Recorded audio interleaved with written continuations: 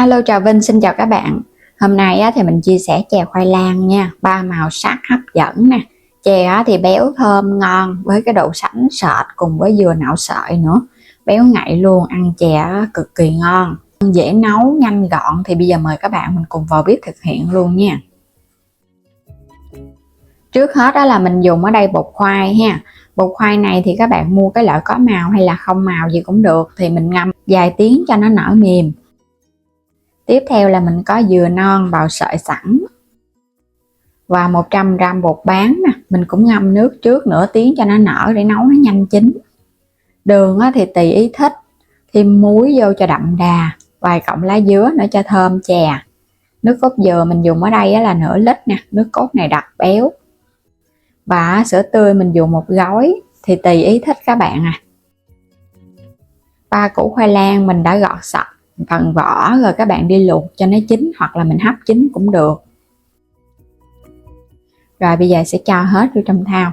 Tại vì cái phần này mình cần cái độ ẩm nên là mình nấu luôn cho nó nhanh chín nè. Chút xíu mình cho vào trong bột cũng phải cần có ướt ướt. Nó còn nóng thì bây giờ các bạn giã nó ra cho nó thật là mịn phần khoai, chứ đừng có để nó nguội ha, nó nguội nó sẽ cứng lắm. Tại mình dùng ở đây khoai lang Nhật nè, cái độ dẻo nó nhiều. Mình cứ giã ra tán cho nó mịn. Đây, chút xíu là nó mịn và nó dẻo lại vậy nè. Cái khoai lang này thì nó ngọt ngon. Mình có tiếp là bột năng ha. Bây giờ mình sẽ cho vô từ từ để mình trộn phần khoai.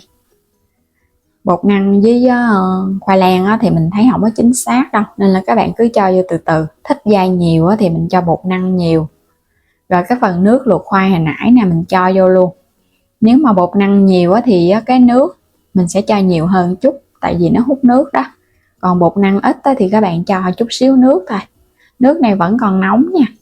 Mình cho tiếp vô vậy để cho nó kết dính. Rồi bây giờ dùng tay các bạn nhồi lên cho nó dẻo mịn ha. Có khoai lang nên là bột nó không có bị chảy đâu. Mình cứ nhồi đều, nếu có khô thì thêm chút xíu nước. Rồi bây giờ nó dẻo mịn, nó quyện lại vậy nè. Nó phải hơi mềm tay thì nấu chè nó mới ngon. Đừng có cứng quá nha. Cứng quá chút các bạn nấu chè nó sẽ hơi bị cứng đó. Nó dai nhiều quá đó. Một phần là mình sẽ chùm nó lại, giữ nguyên cái màu của khoai lang màu vàng.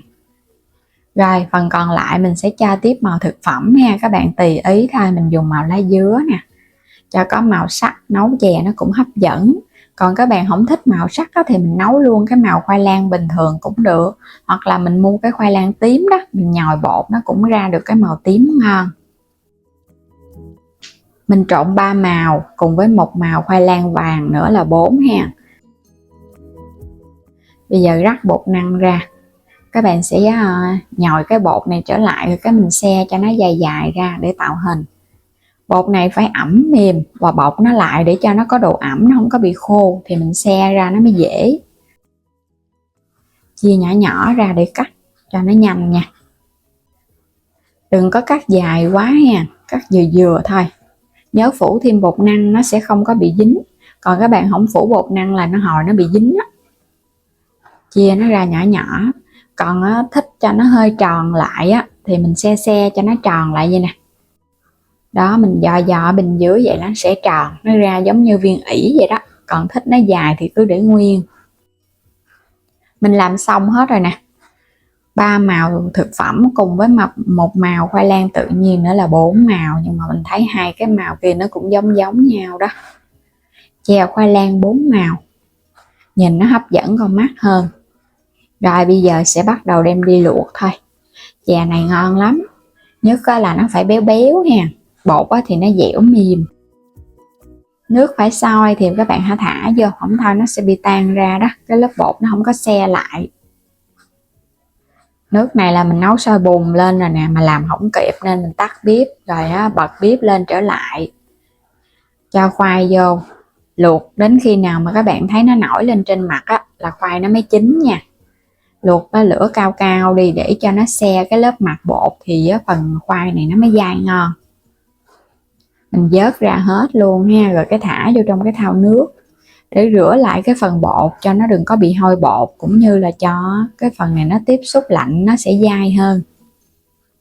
Rồi bắt tiếp nước lên, mình sẽ cho tiếp bột khoai. lá dứa tươi vô luôn, bột bán cũng cho vô luôn nè. Khuấy đều lên cái rồi cái mình nấu nha, nấu cho nó tan, nấu cho nó sôi lên. Quay qua bên đây thì vớt cái phần bột lên luôn.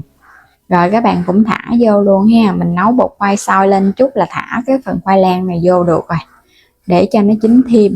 Bột khoai và bột bán mình ngâm trước á, nên nó nhanh chín lắm. Rồi tiếp theo là cho nước cốt dừa vô sau cùng, để cho nó giữ nguyên cái độ béo. Nước cốt dừa mà béo á là chè nó mới ngon. Cho nước cốt vô là thấy hấp dẫn rồi đó.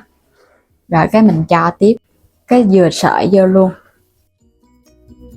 Rồi nêm đường vô ha. Đường mình dùng đây 200g, thêm muối. Các bạn có thể thử nếu thích ăn ngọt nhiều ngọt ít thì cứ gia giảm lượng đường, không có chính xác đâu. Tại vì khoai nó cũng ngọt. Đó, chè vậy là hấp dẫn lắm rồi đó. Thơm phức cái mùi lá dứa luôn á. Chè chín ngon rồi ha. Cuối cùng là một gói sữa tươi cho vô luôn. Khi mà chè chín các bạn hãy cho sữa tươi, cho sữa vô là mình tắt bếp luôn, để sữa nó thơm.